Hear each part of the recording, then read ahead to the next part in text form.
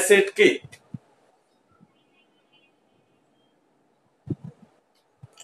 যেসব যৌগের মধ্যে আংশিক বা সম্পূর্ণরূপে প্রতিস্থাপনীয় হাইড্রোজেন বিদ্যমান, যা জলীয় দ্রবণে হাইড্রোজেন আয়ন দান করে। জলীয় দ্রবণে পানিতে হাইড্রোজেন আয়ন দান করে। নীল লিটমাস পেপারকে লাল করে।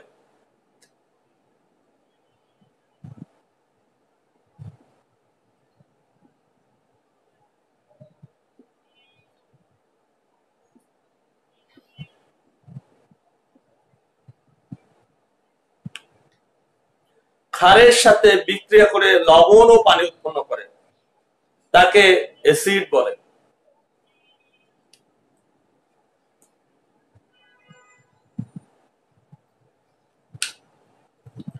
এক, অ্যাসিড টক স্বাদযুক্ত।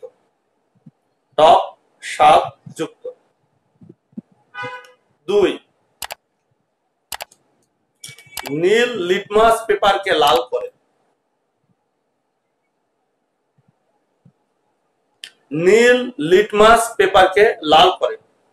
তিন, ক্ষারের সাথে বিক্রিয়া করে লবণ ও পানি উৎপন্ন করে। চার, অ্যাসিডের মধ্যে প্রতিস্থাপনীয় হাইড্রোজেন বিদ্যমান। পাঁচ, অ্যাসিড জলীয় দ্রবণে হাইড্রোজেন আয়ন দান করে।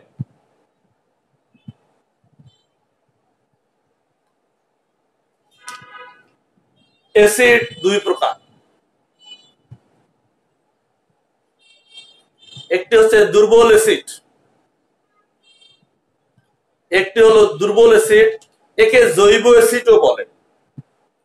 আরেকটি হলো সবল অ্যাসিড বা শক্তিশালী অ্যাসিড। অ্যাসিড দুই প্রকার, দুর্বল অ্যাসিড, সবল অ্যাসিড।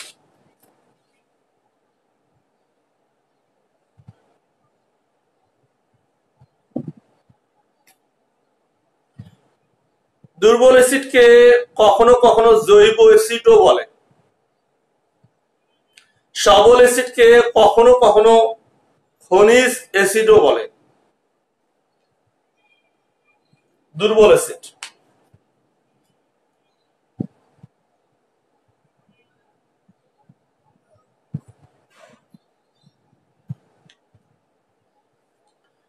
যে সকল অ্যাসিড জলীয় দ্রবণে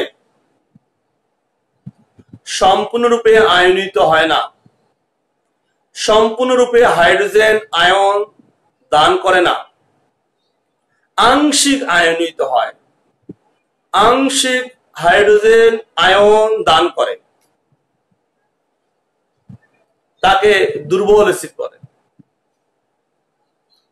হাইড্রোজেন আয়ন দান না করলে সে তো অ্যাসিডের ধর্ম প্রদর্শন করবে না।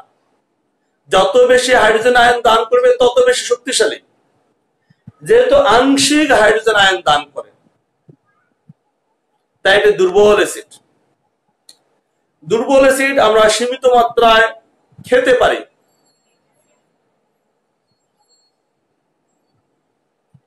ম্যাক্সিমাম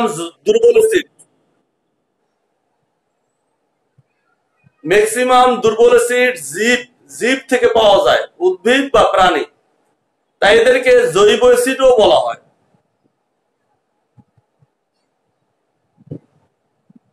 উদাহরণ, বইয়ে উদাহরণ দেওয়া আছে, 3টা করে বোতলে দেওয়া আছে, এগুলোকে রিয়াজেন্ট বোতল বলা হয়। ছবি দেওয়া আছে বইয়ে। ইথানোয়িক অ্যাসিড, আমরা সংকেত সহ লিখে দিচ্ছি, দুর্বল acid.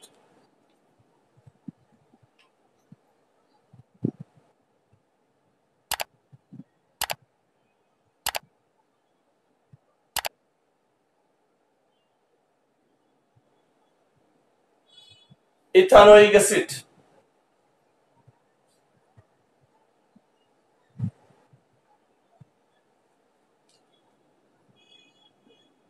Nitric acid,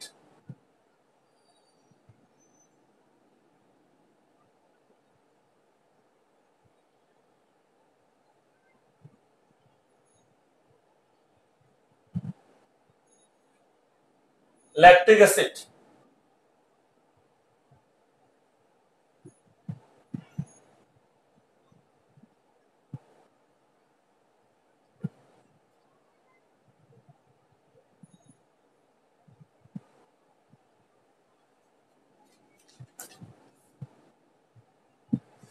oxalic acid,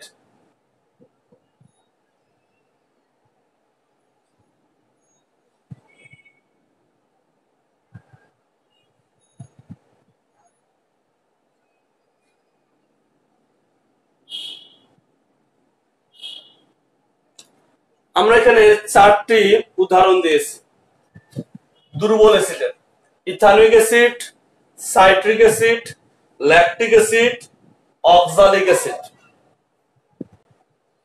ethanoic অ্যাসিডকে অ্যাসিটিক অ্যাসিডও বলা হয়।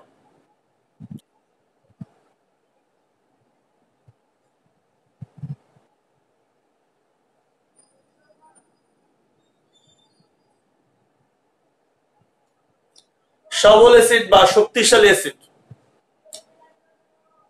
এদেরকে অজৈব অ্যাসিড বা খনিজ অ্যাসিডও বলে। অজৈব অ্যাসিড বা খনিজ অ্যাসিডও বলে।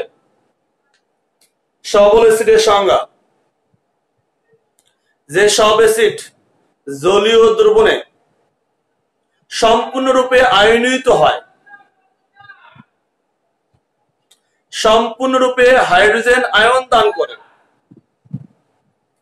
তাকে সবল অ্যাসিড বা অজৈব অ্যাসিড বা খনিজ অ্যাসিড বা শক্তিশালী অ্যাসিড বলে। উদাহরণ দেই: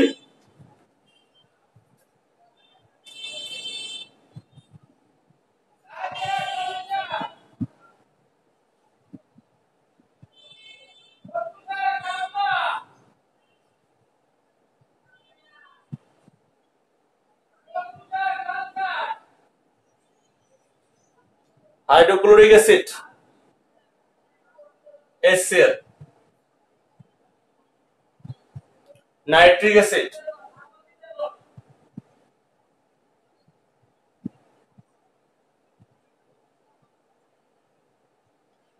HNO3, সালফিউরিক অ্যাসিড,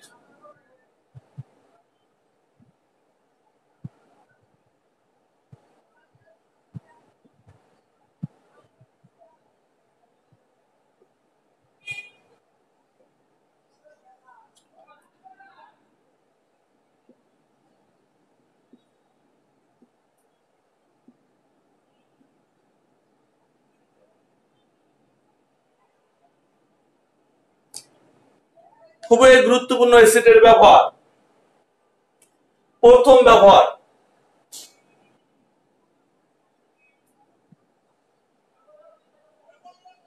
বলতা বা বিচ্ছু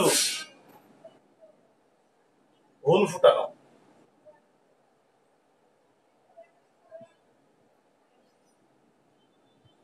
তোমরা ধরো বিচ্ছু, বলতা, মৌমাছি, যেটা বললা বলে আমরা গ্রামের ভাষায়, এগুলা হুল ফুটালে প্রচন্ড ব্যথা হয়, ফুলে যায়, লাল হয়ে যায়। তাহলে বিচ্ছু বা বলতা ফুটালে কেন এগুলো ঘটে, সেই বিষয়টি আমাদের আলোচনার বিষয়। বলতা বা বিচ্ছু হুল ফুটালে প্রচন্ড জ্বালা করে, আমরা সবাই জানি। কারণ বলতা বা বিচ্ছুর হুলে হিস্টামিন নামক একরকম ক্ষারক পদার্থ থাকে। কি হিস্টামিন?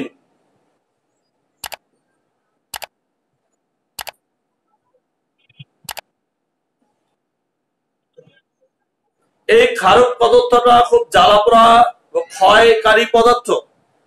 তাই যখন হিস্টামিন মানুষের শরীরে প্রবেশ করে হুল ফুটানোর ফলে, তখন ওই স্থানটা জ্বালাপোড়া করে। এই জ্বালাপোড়া থেকে রোধ করার জন্য আমরা মলম ব্যবহার করি। যে মলমটি ব্যবহার করা হয় সেই মলমটি সাধারণত ভিনেগার বা বেকিং সোডা দিয়ে তৈরি। ভিনেগার বা বেকিং সোডা দিয়ে তৈরি। এই ভিনেগার হচ্ছে অ্যাসিড জাতীয় পদার্থ। আমরা যে ইথানোয়িক অ্যাসিডের সংকেত লিখে দিয়েছিলাম, এই ইথানোয়িক অ্যাসিডের সংকেত, এই ইথানোয়িক অ্যাসিডকে ভিনেগার বলা হয়। এটা 5-7% জলীয় দ্রবণকেই বলা হয় ভিনেগার।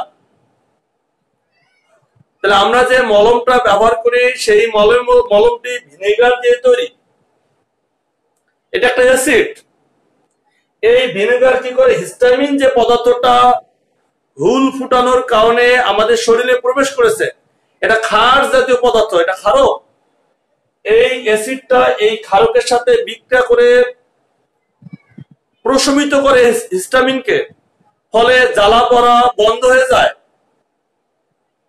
এভাবে অ্যাসিড বলতা বা বিশ্ব হুল ফুটানো হলে যে হিস্টামিন প্রবেশ করে মানুষের শরীরে, সেটা জ্বালা পোড়া থেকে ভিনেগার বা ইথানোয়িক অ্যাসিড আমাদের রক্ষা করে। যখন আমরা বিভিন্ন অনুষ্ঠানে ভারী খাবার খাই, মাংস পোলাও, অনেক বেশি মাংস, তখন আমাদের এই খাবারকে হজম করার জন্য কোমল পানীয়, soft drinks, 7 Up, Coca Cola বা আদার সফট ড্রিঙ্কস দেওয়া হয়। কেন দেওয়া হয়? এর কারণ আমরা যে খাবারটা খাই, সেই খাবারটা মুখ থেকে গলবিল হয়ে আস্তে আস্তে পাকস্থলীতে যায়। খাবারটাকে পিচ্ছিল করার জন্য গলবিল একটা রস নিঃসরণ করে, খাবারটা পিচ্ছিল হয়ে যায়। তারপরে সেই খাবার খাদ্যনালী হয়ে পাকস্থলীতে যায়। পাকস্থলীতে খাদ্যকে হজম করার জন্য হাইড্রোক্লোরিক অ্যাসিড কাজ করে। হাইড্রোক্লোরিক অ্যাসিড প্রত্যেকটা মানুষ তাদের ফিটনেসের উপর ভিত্তি করে একটা নির্দিষ্ট পরিমাণ তৈরি হয়। সেই হাইড্রোক্লোরিক অ্যাসিড সেই খাদ্যকে হজম করতে সহায়তা করে। এরপরে আদার্স আছে, লাইপেজ, অ্যামাইলেজ, ট্রিপসিন, পেপসিন, বিভিন্ন এনজাইম তো আছে, কিন্তু মূল হজমটা হয় পাকস্থলীতে। সেই হজমে সহায়তা করে হাইড্রোক্লোরিক অ্যাসিড। যদি আমরা কোনো অনুষ্ঠানে গিয়ে ভারী খাবার খাই, বেশি পরিমাণে মাংস, পোলাও বা তেল জাতীয় খাবার খাই, তখন আমাদের শরীরে সেই খাবার হজম করার মতো শক্তি থাকে না। বেশি পরিমাণ হাইড্রোক্লোরিক অ্যাসিড তখন আর নিঃসরণ হবে না।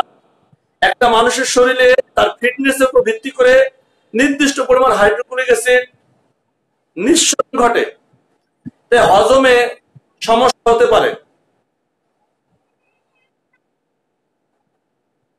হজম ঠিকঠাক করার জন্য আমাদের সফট ড্রিঙ্কস বা কোমল পানীয় ব্যবহার করা হয়। এই কোমল পানীয়ের মধ্যে অ্যাসিড বিদ্যমান।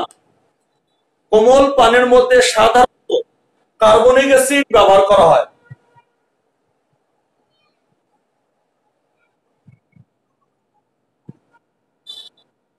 এর সংকেত H3। কোমল পানীয়তে সাধারণত কার্বনিক অ্যাসিড ব্যবহার করা হয়।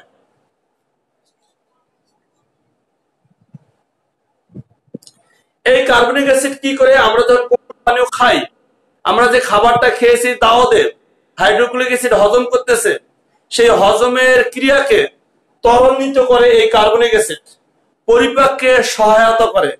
পরিপাক করতেছে হাইড্রোক্লোরিক অ্যাসিড, তাকে সহায়তা করতেছে এই কোমল পানীয় কার্বনিক অ্যাসিড। এই কারণে বিভিন্ন দাওয়াতে ভারী খাবার খেলে কোমল পানীয় বা সফট ড্রিঙ্কস খাওয়া হয়। সফট ড্রিঙ্কস এর মধ্যে অ্যাসিড আছে, অ্যাসিডটা খাদ্য হজমে সহায়তা করে।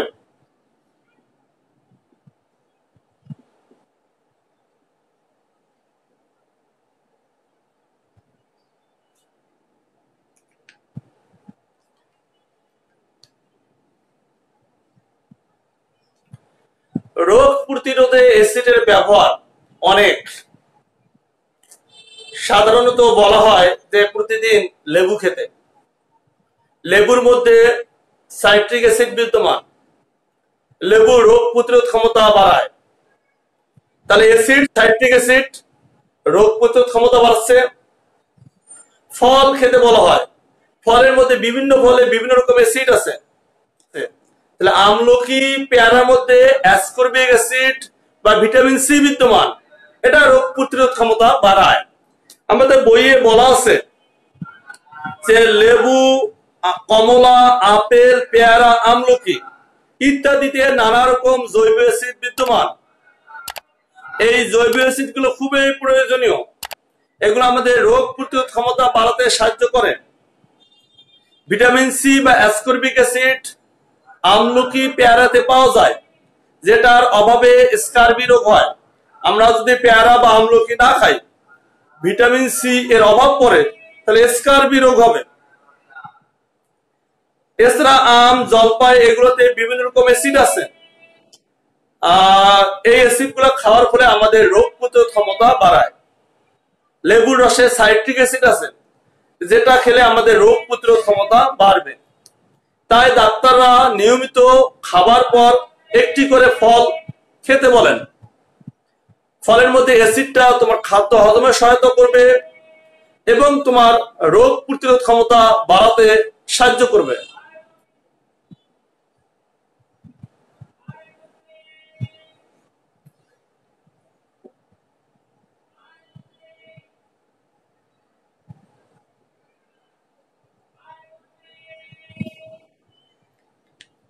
দাওয়াতের ব্যাপারটা আবার এসেছে। দাওয়াতে অনেক সময় মানে বেশিরভাগ সময় দই বা বোরহানি দেওয়া হয়। এখন বেশিরভাগ সময় দই বোরহানি দেওয়া হয়। এই দই বোরহানি খাদ্য হজমে সহায়তা করে, কারণ দই বোরহানির মধ্যে ল্যাকটিক অ্যাসিড বিদ্যমান। ল্যাকটিক অ্যাসিড আমরা জানি খাদ্য হজমে সহায়তা করে। আমাদের পাকস্থলীতে হাইড্রোক্লোরিক অ্যাসিড উৎপন্ন হয়, সেটা খাদ্য হজমে সহায়তা করে। কিন্তু দাওয়াতের সময় অতিরিক্ত পরিমাণ খাবার খাওয়া হয়, ভারী খাবার খাওয়া হয়, তেল জাতীয় খাবার খাওয়া হয়, আমাদের শরীরে যে হাইড্রোক্লোরিক অ্যাসিড আছে সম্পূর্ণ হজম করতে পারে না, সমস্যা হতে পারে। তাই হজমকে সহায়তা করার জন্য দই বা বোরহানি দেওয়া হয়।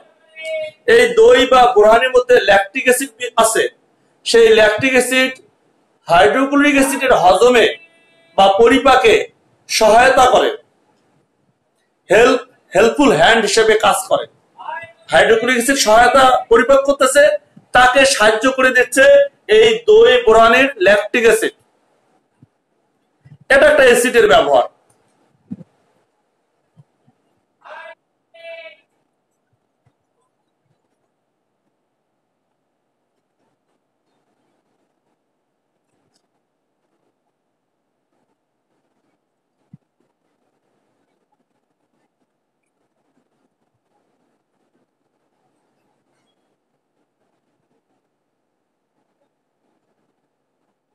পাউরুটি ফোলানোর জন্য বেকিং সোডা ব্যবহার করা হয়। বেকিং সোডা থেকে কার্বন ডাই অক্সাইড উৎপন্ন হয়, CO2। তোমরা জানো পাউরুটি, কেক এগুলোর মধ্যে বেকিং সোডা দেওয়া হয়। বেকিং সোডা থেকে কার্বন ডাই অক্সাইড যখন তাপ দেওয়া হয় তখন কার্বন ডাই অক্সাইড উৎপন্ন হয়। সেই কার্বন ডাই অক্সাইড তো গ্যাস, এটা তো বের হয়ে যাবে, তখন কেক রুটিকে ফুলিয়ে দিয়ে চলে যাবে। এই যে কেক রুটি ফোলানোর কাজে বেকিং সোডা ব্যবহার করা হয়। আমরা টয়লেট পরিষ্কার করার জন্য হারপিক ব্যবহার করি, তোমরা জানো। এই হারপিকের মূল উপাদান এর মধ্যে আছে হাইড্রোক্লোরিক অ্যাসিড, নাইট্রিক অ্যাসিড, সীমিত মাত্রায় সালফিক অ্যাসিড থাকে। এই অ্যাসিড গুলো টয়লেট পরিষ্কার করতে সহায়তা করে, কারণ হারপিকের মধ্যে এগুলো আছে, এই অ্যাসিড গুলো আছে। এই অ্যাসিড গুলো ক্ষয়কারী পদার্থ, জীবাণু ধ্বংস করে। তাই হারপিক দিয়ে যখন আমরা টয়লেট পরিষ্কার করি, তখন এই অ্যাসিড গুলো অর্থাৎ হাইড্রোক্লোরিক অ্যাসিড, নাইট্রিক অ্যাসিড এগুলো পরিষ্কার করতে সহায়তা করে। ব্যাটারি বা আইপিএস এর তৈরিতে সালফিক অ্যাসিড ব্যবহার করা হয়। সালফিক অ্যাসিড, তাহলে এটা একটা অ্যাসিডের ব্যবহার। সার, আমাদের বিভিন্ন রকম সার আছে, তোমরা নাম শুনেছো, TSP, triple super phosphate, MP, muriate of potash, urea, বিভিন্ন রকম সার আছে। এই সারগুলো ম্যাক্সিমাম সার অ্যামোনিয়াম নাইট্রেট, সংকেতগুলো বইয়ে দেওয়া আছে, ammonium nitrate, ammonium sulphate, ammonium phosphate, এগুলো দিয়ে তৈরি। এই ammonium nitrate, ammonium phosphate, ammonium sulphate এগুলো সবই মূলত অ্যাসিড দিয়ে তৈরি। Ammonium nitrate, ammonium phosphate, ammonium sulphate এগুলো অ্যাসিড দিয়ে তৈরি। কোন acid? Nitric acid, sulphuric acid, phosphoric acid দিয়ে তৈরি। এটা একটা অ্যাসিডের ব্যবহার। অ্যাসিড দিয়ে এই তিনটা তৈরি, আর এই তিনটা দিয়ে সার তৈরি।